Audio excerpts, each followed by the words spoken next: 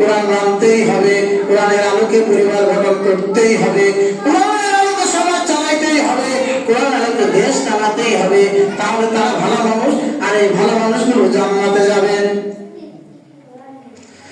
আল্লাহর হাবিব জনাব মুহাম্মদুর রাসূলুল্লাহ সাল্লাল্লাহু আলাইহি ওয়াসাল্লাম বলেন, আল্লাযী ইয়াকরাউল কুরআনা, যে ব্যক্তি কোরআন অধ্যয়ন করে, ওয়া হুয়া মাহির বিহি, কোরআনের বিশেষজ্ঞ হয়, সে পরকালে মা'আস সাফারাতিল কিরামিল বারারা, উন্নত সম্মানিত ফেরেশতাদের সান্নিধ্য লাভ করবে।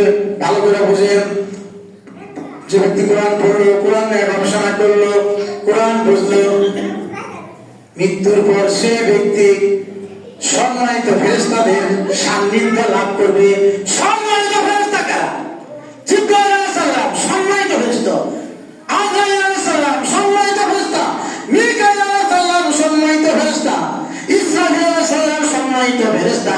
এছাড়া আল্লাহ তাআলা আরো সম্মানিত ফেরেশতা রেখেছেন। এই ফেরেশতাদের সর্দার চারজন। তাহলে আল্লাহ রাসূলের ঘোষণা কি, যারা কোরআন পড়ে, কোরআনের বিশেষজ্ঞ হয়, কোরআনের অর্থ বোঝে, তারা এই ফেরেশতাদের সান্নিধ্য লাভ করবে। আপনি চান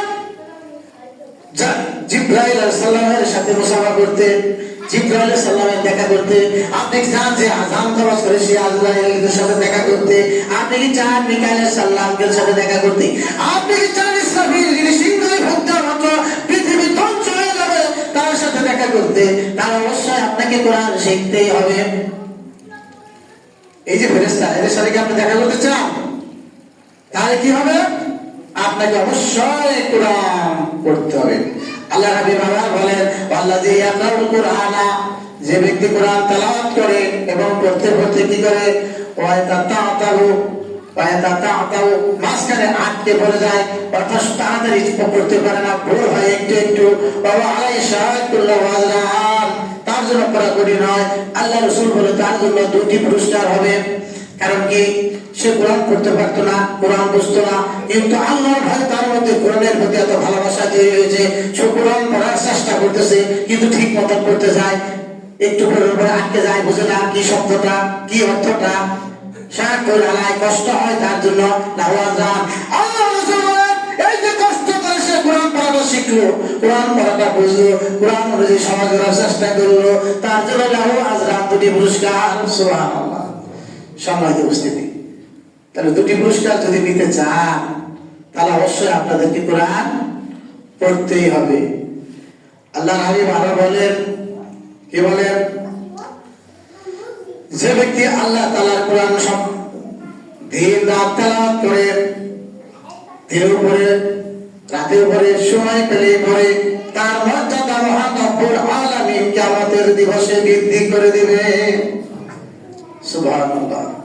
প্রিয় ভাইরা, আরেকটি হাদিসে আল্লাহ রাসূল বলেন, আন ইবনে মাসউদ রাদিয়াল্লাহু আনহু, আব্দুল্লাহ ইবনে মাসউদ থেকে বর্ণিত, قال তিনি বলেন, قال রাসূলুল্লাহ সাল্লাল্লাহু আলাইহি ওয়াসাল্লাম, আল্লাহ রাসূল বলেছেন, মান ক্বারা হারফান মিন কিতাবিল্লাহ ফালাহু হাসানা। এই রাসূলরা ভালো করে শুনেন, আল্লাহর হাবিব বলেন, মান ক্বারা হারফান মিন কিতাবিল্লাহ, মহাগ্রন্থ আল কোরআন থেকে যে একটি হরফ পড়লো, ফালাহু হাসানা, তার জন্য আল্লাহ তাআলা একটি নেকি দান করবেন। সুবহানাল্লাহ। ওয়াল হাসানু বিআশরি আমসালিহা, আর এই একটি নেকি 10টি নেকির সমান। সুবহানাল্লাহ। বুঝছেন আপনারা? মনে হয় না?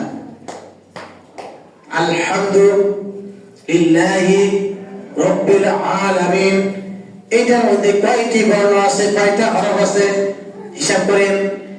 আল হামজা লাম জবর আল, দুইটা শব্দ হয়ে গেল, হা মিম জবর হাম, চারটা হয়ে গেল, দাল পেশ দু, আলহামদু কয়টা হলো? 5টা।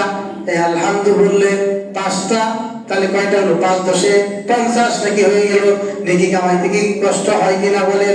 এখন যদি এখানে বসে 10 বার আলহামদু বলেন, তাহলে কত নাকি হয়ে গেল? এবার 20 বার বলে, এটার জন্য কি কষ্ট?